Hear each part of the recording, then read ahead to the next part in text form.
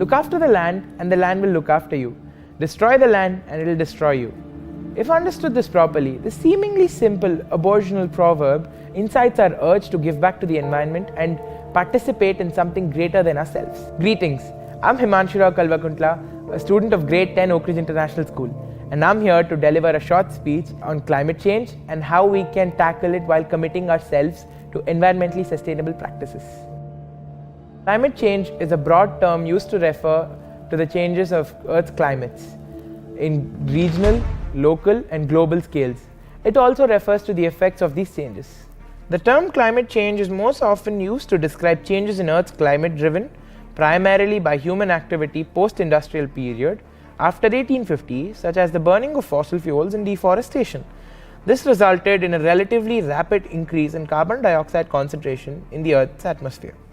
Over the years, the climate of the Earth has changed considerably. The Earth is warming.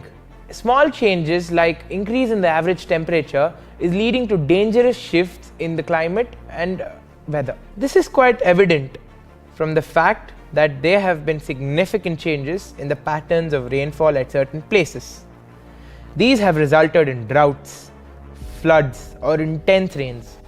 The oceans are warming and becoming more acidic. The glaciers are melting, leading to rise in sea levels. Global climate change has led to variations in seasons, which have further led to changes in the behavior of different species. If we don't understand these hints, nature will continue to plague us with trouble until we understand. Numbers may make us understand the gravity of the situation. The concentration of carbon dioxide has risen from 280 parts per million to 413 parts per million as of 2020. The concentration of carbon dioxide is unprecedented in recorded history. Scientists have reported that we need to return to a safe concentration of 350 ppm by 2100 in order to stabilize the global warming. Environmental sustainability is the responsibility to conserve natural resources and to protect the global ecosystems to support health and well-being now and in the future. In simple words, we can define environmental sustainability as meeting today's needs without compromising the ability of the future generation to meet their needs. This leads us to a question. As an evolutionary species, how should we change the way we live and conduct business to ensure it's sustainable for our future generations? As the great scientist Albert Einstein once said, we cannot solve our problems with the same thinking used when we created them. We created many problems in the pursuit of development. Hence, we need to use different thinking in the process to achieve environmental sustainability. A learned author, Robert Swan, once rightly said that a greatest threat to our planet is the belief that someone else will save it. Due to all human activities, our planet has reached unsustainable levels. Therefore, it is our responsibility to control the damage.